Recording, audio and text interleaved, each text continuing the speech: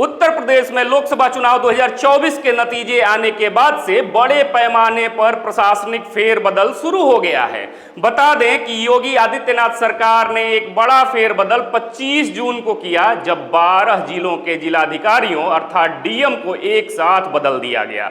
इसके अलावा पुलिस विभाग समेत लगभग सभी विभागों में भी ताबड़तोड़ तबादले किए जा रहे हैं। इतना ही नहीं, इसी 25 जून को भारतीय पुलिस सेवा आईपीएस के 8 अधिकारियों के तबादले भी हुए और इस फेरबदल में 7 जिलों को नए एसपी मिले, जिसमें चंदौली भी शामिल है। ऐसे में आइए बताते हैं कि उत्तर प्रदेश में अधिकारियों के ताबड़तोड़ तबादले की असली वजह आखिर क्या है। आखिर क्यों योगी सरकार कर रही बड़े पैमाने पर अधिकारियों के तबादले। बता दें कि राजनीतिक विश्लेषक प्रदेश के विभिन्न विभागों में हो रहे प्रशासनिक फेरबदल को भाजपा का लोकसभा चुनावों में खराब प्रदर्शन से जोड़ रहे हैं। राजनीतिक विश्लेषकों का मानना है कि जिन लोकसभा सीटों पर बीजेपी को हार मिली है, अधिकतर वहीं के अधिकारियों का तबादला किया जा रहा है। जिन 12 जिलों में जिलाधिकारी बदले गए, उनमें से 11 में बीजेपी इस बार चुनाव हारी है। उन 7 जिलों में जहां नए पुलिस कप्तान नियुक्त किए गए, उसमें भी 5 जगह बीजेपी चुनाव हारी है। बता दें कि सीतापुर, सहारनपुर, बस्ती, संभल, लखीमपुर खीरी, बांदा, मुरादाबाद, कौशाम्बी, चित्रकूट, हाथरस और श्रावस्ती के डीएम बदले गए हैं। इनमें केवल हाथरस में ही बीजेपी को चुनाव में जीत मिली, जबकि सीतापुर और सहारनपुर में कांग्रेस और बाकी सभी जगह संभल, लखीमपुर खीरी, बांदा, मुरादाबाद, कौशाम्बी, चित्रकूट और श्रावस्ती में सपा ने चुनाव जीता है। इसके अलावा मेरठ, आजमगढ़, बरेली, सहारनपुर, मुरादाबाद, प्रतापगढ़, चंदौली को नए पुलिस कप्तान अर्थात एसपी मिले हैं। इसमें भी 5 जगह आजमगढ़, सहारनपुर, मुरादाबाद, प्रतापगढ़, चंदौली में बीजेपी चुनाव हार चुकी है।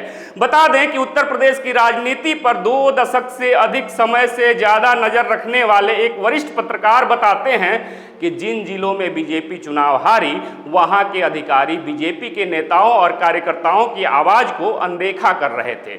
यही कारण है उनके फेरबदल की। हालांकि उत्तर प्रदेश में हो रहे इन प्रशासनिक फेरबदल को बीजेपी नेता एक सामान्य प्रक्रिया बताते हैं। बीजेपी प्रवक्ता राकेश त्रिपाठी कहते हैं कि यह एक फेरबदल की सामान्य प्रक्रिया है।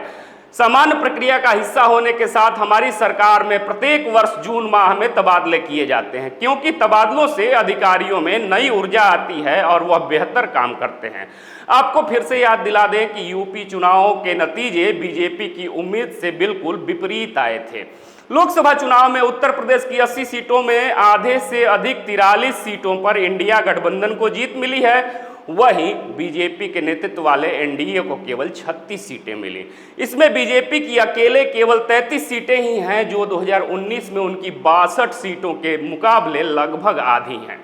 उत्तर प्रदेश की राजनीति पर नजर रखने वाले विशेषज्ञ यह भी मानते हैं कि भाजपा ने अपने कार्यकर्ताओं को नजरअंदाज किया है, जिसकी वजह से न केवल पार्टी को प्रदेश में हार का सामना करना पड़ा, बल्कि वह बहुमत हासिल करने में भी असफल रही।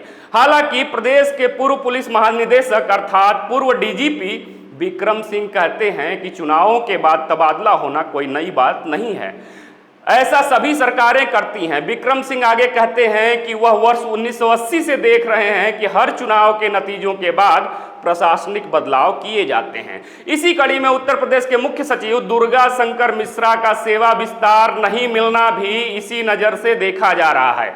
कहा जा रहा है कि 1984 बैच के आईएएस मिश्रा को 2021 से अब तक 3 बार सेवा विस्तार मिला था, लेकिन पूर्वी उत्तर प्रदेश के मऊ जिले के रहने वाले मिश्रा को चौथी बार सेवा विस्तार नहीं मिला और 30 जून 2024 को वह रिटायर हो गए।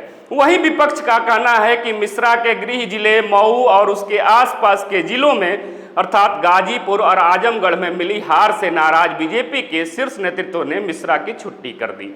बता दें कि मऊ, घोसी और आजमगढ़ तीनों सीटों पर इंडिया गठबंधन के उम्मीदवारों को जीत हासिल हुई है। घोसी सीट से राजीव राय, गाजीपुर से अफजाल अंसारी और आजमगढ़ में धर्मेंद्र यादव की जीत हुई। एक तरफ जहां बीजेपी इस प्रशासनिक फेरबदल को एक सामान्य प्रक्रिया का हिस्सा बता रही है, वहीं विपक्ष इसको अधिकारियों का उत्पीड़न बता रहा है। उत्तर प्रदेश कांग्रेस के अध्यक्ष अजय राय की माने तो वह कहते हैं कि बीजेपी जिन लोकसभा सीटों पर इंडिया गठबंधन से हारी है, वहां के अधिकारियों को बीजेपी प्रताड़ित कर रही है।